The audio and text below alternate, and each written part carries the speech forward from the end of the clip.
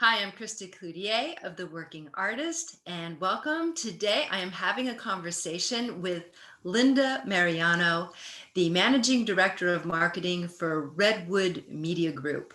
And if you aren't familiar with Redwood's name, I'm sure you're familiar with one of their many products. They're host to art fairs all around America and several art magazines as well. And we'll talk about all of that. Thank you, Linda, for speaking with me today. It's always a pleasure. Great to be with you. Thanks. Um, I wanted to talk to you about a couple of different things. I recently hosted a call with artists and we talked about how artists are making money, how artists can make money. But, a lot of artists like most of us, took a big step backward during COVID. And I'm wondering, what ways have you seen artists make money during this past year, during COVID? Or did you?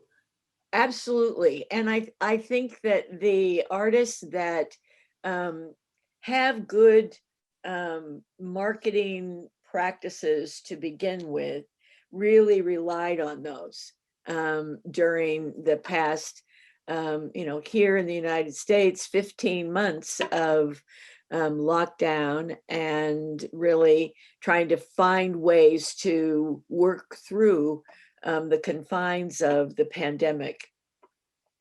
Artists who have created a database of people that were fans of their work, collectors of their work.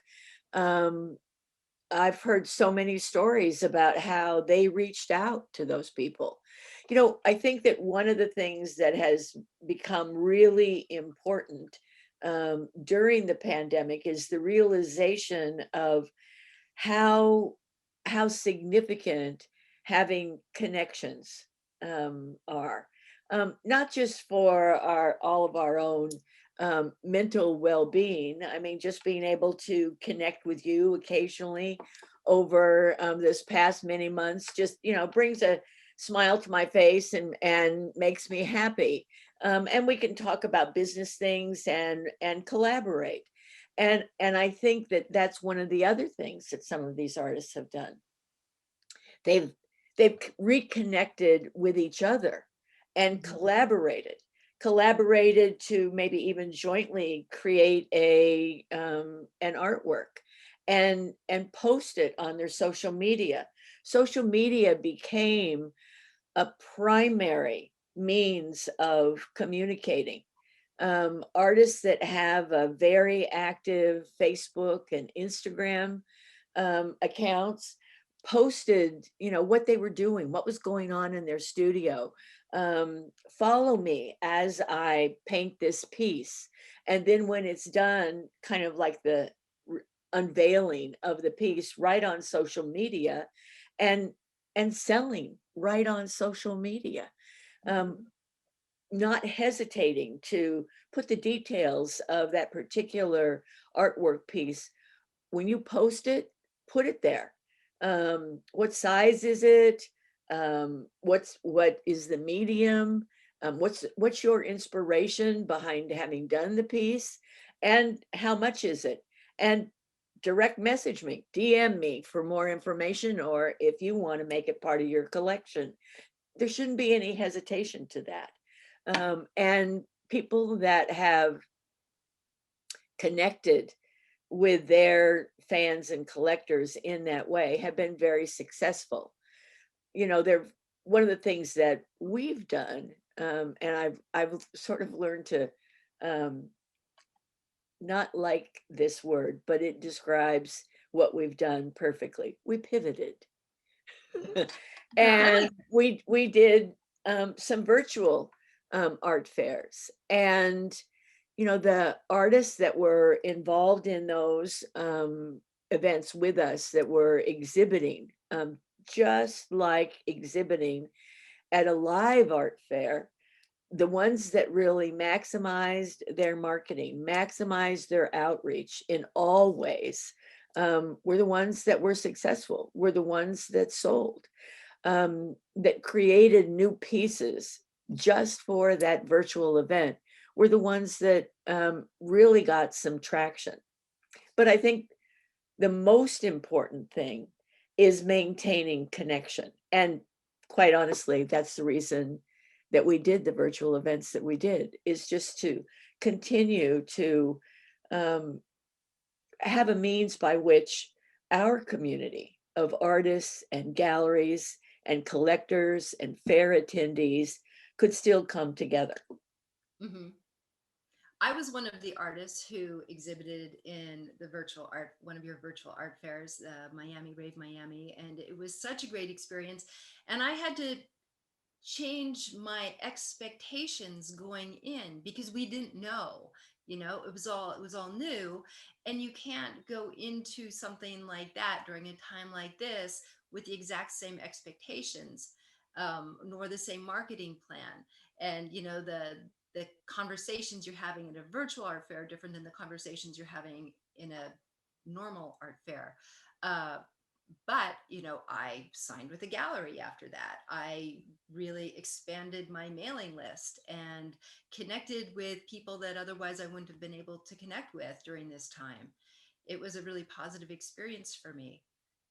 Well, and I think that you did a good job of exactly what I just described, of creating the outreach, and making sure that the people who follow you on your social platforms were informed about the event and could come see you during the event, and visit your booth page on the event site, you know, over and over and over again, and really take a look at the artwork that you were featuring. And you also had uh, a whole collection that was created especially for that event.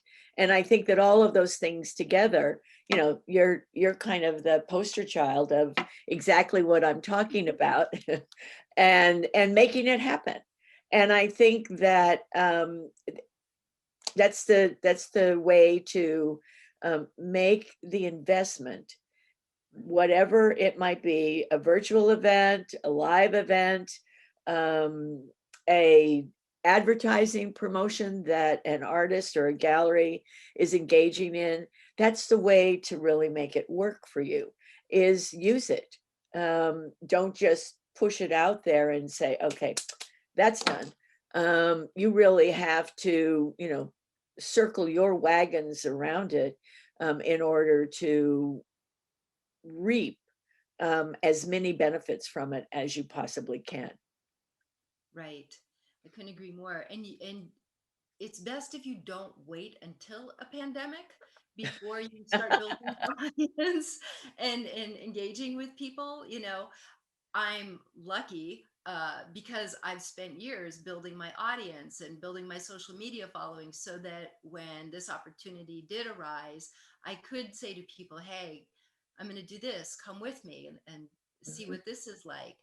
And it's already there. But, I met a lot of artists who didn't have that and then were really stuck when the pandemic hit because they couldn't exhibit in the galleries or in the nonprofit spaces or in the coffee shops like they had before. And they had to, kind of start at the very beginning. Absolutely. Well, and I think that and in that case, that's where your, um, social media can really, if you don't have an Instagram account and an Instagram page, you don't have Facebook, get Yeah. started right now, Yeah. because it's something that can build and build and build and build um, over months, over years. And you have to make a plan to be engaged in that, at the Right. same as being engaged in um, um, you know all aspects of marketing yourself. Right. Now, there are people who are allergic to social media, which I completely understand. I have my moments when I feel a little bit. Absolutely, I get it.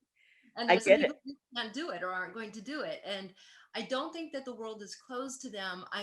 As we're talking, I'm thinking about someone I know who is a singer songwriter, who has been performing locally in my hometown for his whole career. And he does a lot of community service. He goes into schools and plays for kids. He does a lot of fundraisers. He doesn't do social media.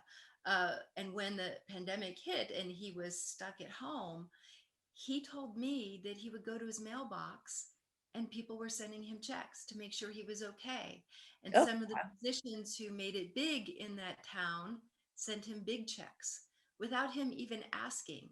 He was totally supported by that community that he'd built. And it wasn't an online community, it was a face-to-face community.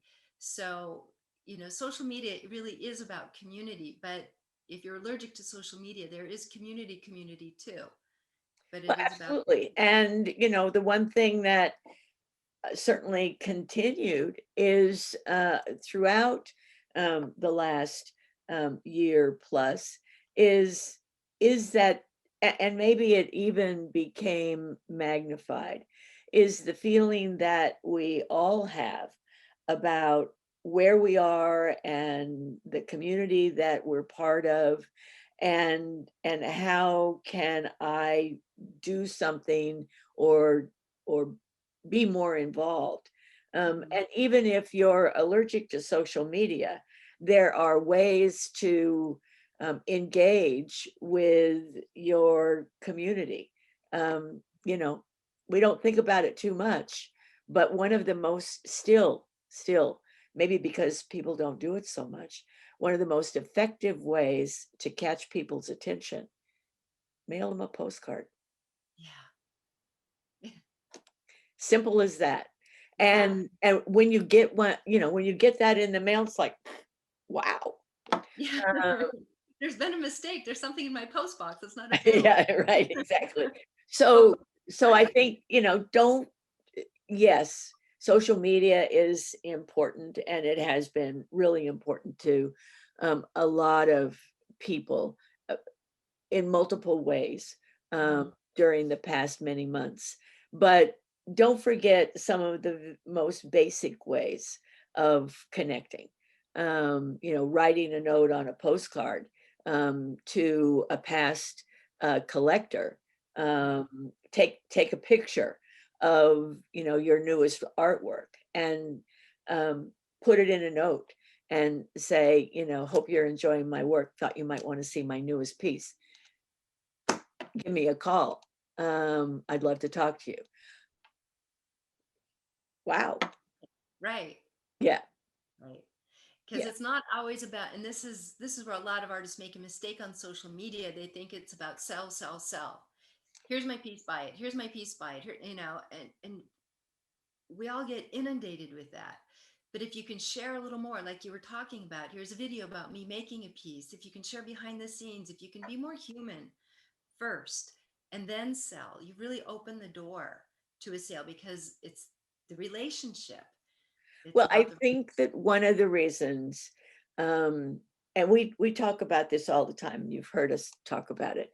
Um, One of the number one reasons that people buy the artwork that they buy and hang in their homes is because of the relationship, because of the experience that they've had, whether it was at an art fair, Mhm. whether it was on a, a video that was live streamed, where they, got to see inside the artist studio, whether it was in a gallery where maybe they didn't meet the artist, but they connected with the gallery director or the art consultant there that really told them the story behind the art and the artist, and that artwork comes home and hangs on a wall.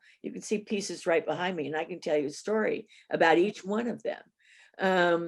That's we bring it home as a Mhm. souvenir of the experience. And when somebody walks into my office and sees the Howard Barons behind me, I'm not going to tell them about the pigment in the paint or the gold leaf on the frame. I'm going to tell them about the experience, why that painting hangs there, and what it means to me, what it means to my husband and I, my family. So it's those kinds of things that, and even if somebody has a vast art collection, sometimes most especially if they have a vast art collection, every single piece means something. I have a very good friend, and she has an immense art collection. Her walls are completely filled with artwork. And I can't believe that she's still buying artwork. She finds a way to squeeze them in there. And she can tell you a story about every single one of them. And she so enjoys telling you that story. So remember that it's that experience, it's developing that relationship. And some of the very best social media posts, some of the very best websites that I've seen artists do, tell more than just here's the piece. It's a 24 by 36 and it's mixed media and it's this price. It's more of a glimpse into the life and the lifestyle of the artist, into, if it's a gallery, into the mix that's in the gallery and the why of it, and who is the gallery owner, the gallery director, and what is the theme behind the offering that they've created in their gallery. So it's all of those things, I think, that really create that want to be there, want to be part of it. And it's back to that word, community and relationships. You're making me think of something that a lot of artists who I work with feel, some of them have gone to art school, and a lot of artists haven't had the opportunity to go to art school. And a lot of times there's a fear that they can't talk or speak about their work because they didn't go to art school. And I tell them one of the many reasons I'm so glad that the 80s and 90s are over, other than hair and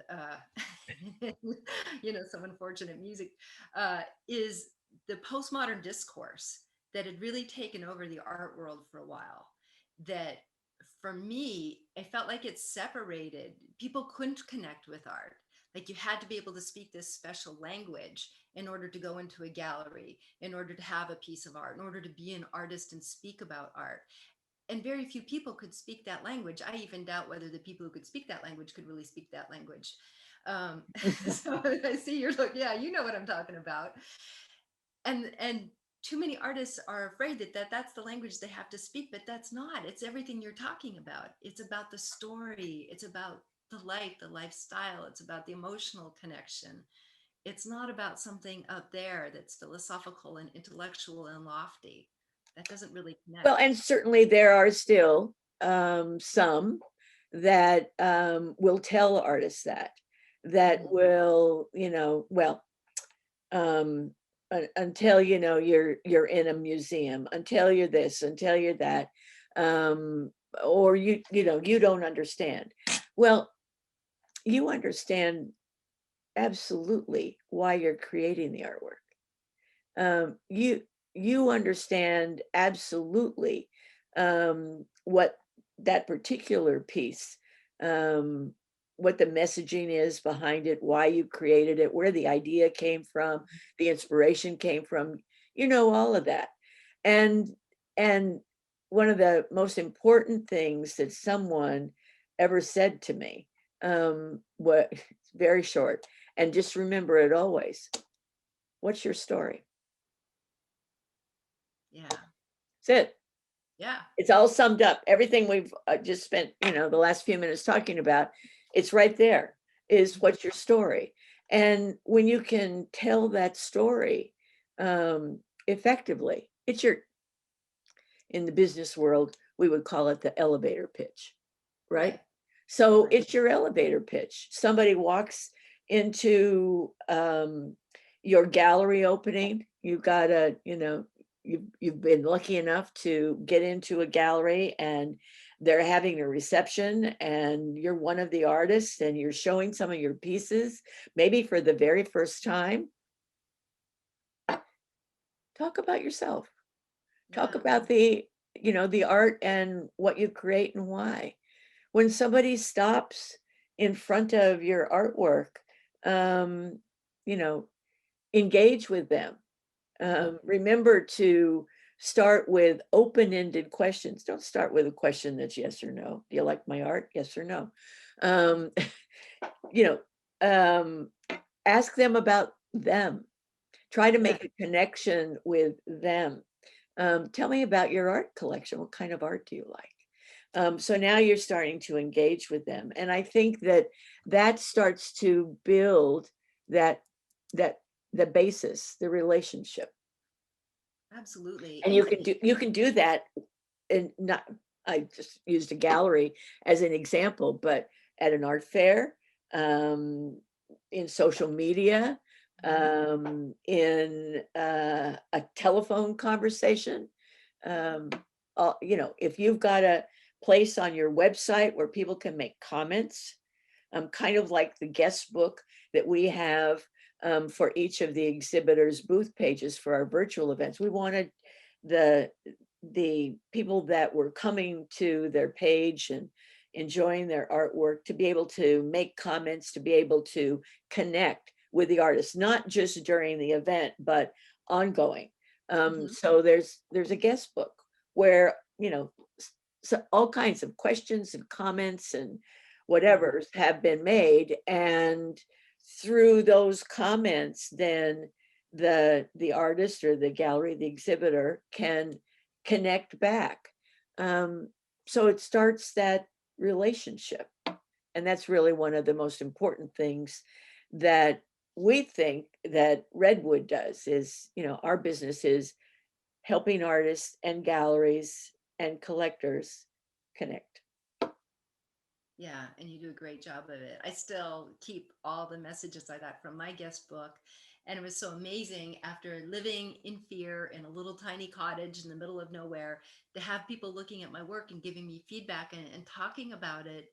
It opened things up for me. But it reminds me of something else I was thinking, that a lot of artists don't realize that collectors are often afraid, just as afraid as artists are of speaking. um, I think the internet has really opened up the world of art collecting, but I think there's a fear in collectors' heads too that they have to speak a certain language. I remember even when I had a gallery, people would open the door and say, like, do I have to pay to come inside? There's a lot of fear around art. So if you can make people feel comfortable, I remember a new collector, and I introduced her to an artist, and she was really nervous and she liked the work, and she was afraid of sounding stupid, basically.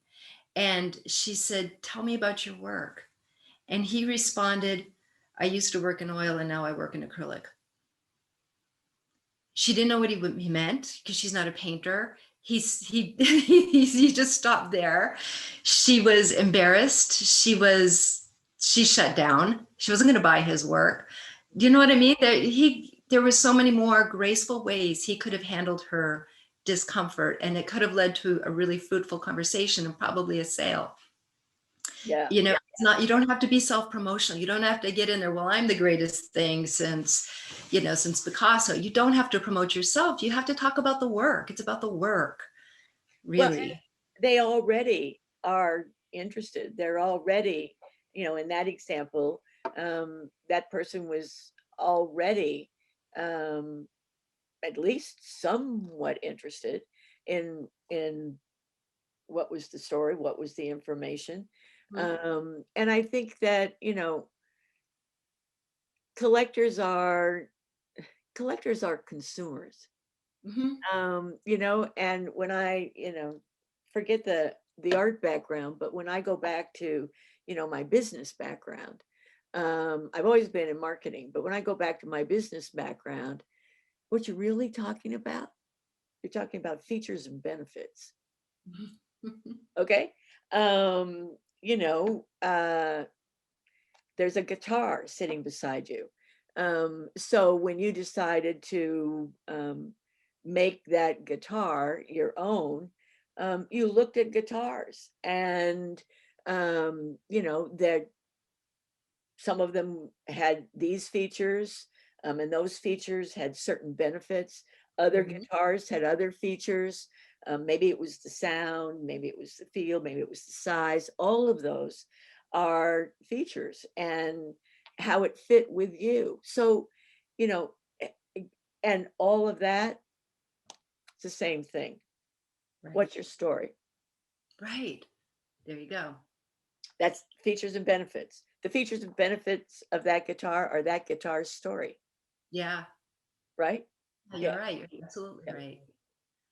Well, speaking of story, what's the next chapter, do you think, for artists? What opportunities do you see opening up post COVID as Well, we're first of all, I think, there's incredible pent up demand for live events, art fairs, gallery openings, art festivals.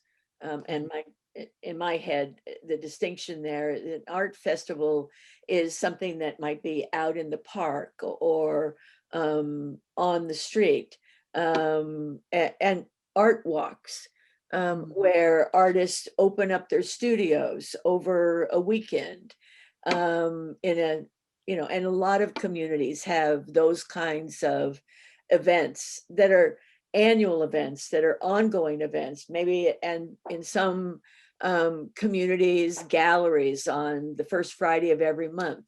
There's a gallery walk in the evening, and so the whole area is open that particular evening. um, so I see that those things will start again. And I see, across the country here in the United States that, and some communities have been open, with events happening as early as this past spring, where some communities in the South, in the Southeast, have had some art festivals. New York, at the beginning of May, had its first art fair in more than a year, with the Freeze Art Fair, and it was absolutely a success.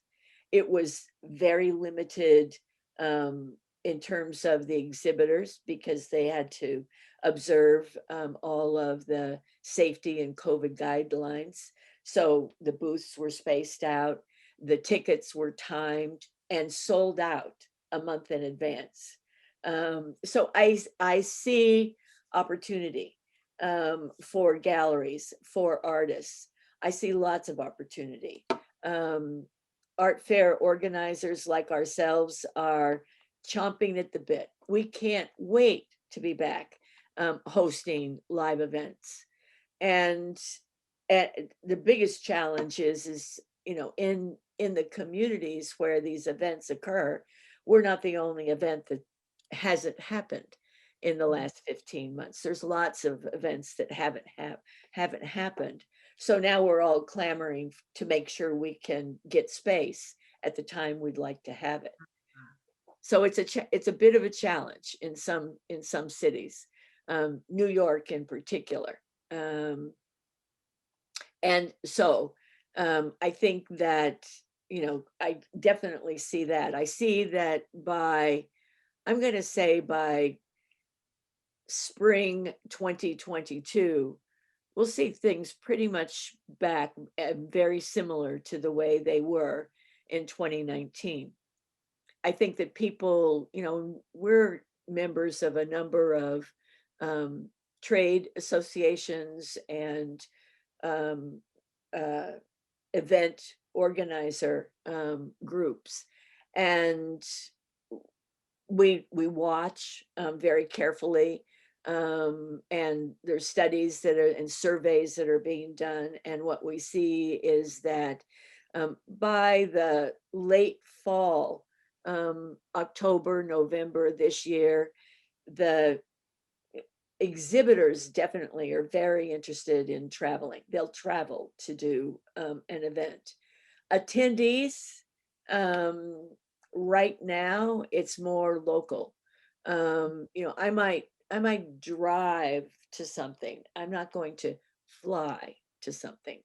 Um, but by October, November, the desire to travel to be in an event and the attendees desire to be there and travel to be there start to meet in Uh-huh. terms of that projected desire and projected, yes, I'll do it.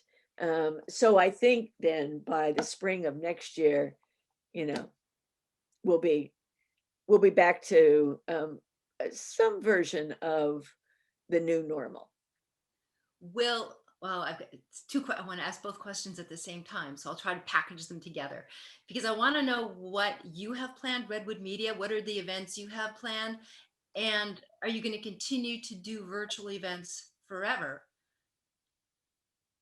Or are you going back to 100% in person? Um, no, what we're investigating and thinking about doing, but it's kind of what we've always done, is what's in today's vernacular is being called a hybrid event, where you've got your live event and there's something that's also happening virtually. Um, Hmm. and it may not be completely parallel. For example, at Art Expo New York, we always have a full-on education program. All day, every day, we're doing seminars from, a education area within the fair. And those are recorded and then they're posted, usually, a, a week or so after the fair closes. Um, we might even think about live streaming those in the future. We've never done that. We've always just, recorded it and then posted it afterwards. So now we're a little more comfortable, I guess would be the word, with live streaming. And so we might think about doing that. But at the very least, we absolutely would continue doing what we've always done, making those seminars available. We also, do interviews with our exhibitors during the live event and make those available after the show. So some of those things. And I think it just depends what's happening at each one of the events. Is there a piece of that that would be, viable to live stream? We certainly recognize the value of doing virtual events. We recognize that it gives the opportunity for a potential exhibitor who, for whatever reasons, wherever they are in the world, are unable to exhibit in person at a live event. So it gives them an opportunity to be included in the fair virtually. So there's that aspect. But I think for us, the aspect of creating availability of the event virtually to a wider audience is probably the most appealing, because I think that it fosters that kind of core objective of ours of making connections. Yeah. So what is your next event is going to be a virtual event? It is. The next event is Rave Austin, Hmm. and it'll be kind of a focus on what's happening in Austin, Texas. It's kind of this hot spot Yep. in terms of, very hip, trending, millennial hotspot. And so we're going to take a look at the art and culture, what's going on in Austin, as well as feature an international slate of exhibitors. And it'll take place on June 24th and 25th, virtually. Okay. And then after that, Yes. zing, our focus turns to live events. Our first live event is Spectrum Brooklyn in September. I really hope I can be there. Yeah. It would feel like a party and a reunion. It would be amazing Yeah. to Well, come come. back. I want to. It's my plan. We'll see. We'll see. Yeah. Okay. It'd be fantastic. It'd be fantastic. So how can people keep up with what's happening with Redwood and with these events? Is there a website or is there a place where they can sign up for your emails? Sure. Redwoodartgroup.com is our website, and everything there is there. You can see information about all our fairs. Scroll to the bottom of that page, sign up for our newsletter and emails, and we'll make sure that you stay informed. Awesome. Thank you so much. It's been so much fun talking to you, as it always is. Great to see you, and hope to see you in person soon. Yeah. Yeah. Thanks, Linda. You're welcome.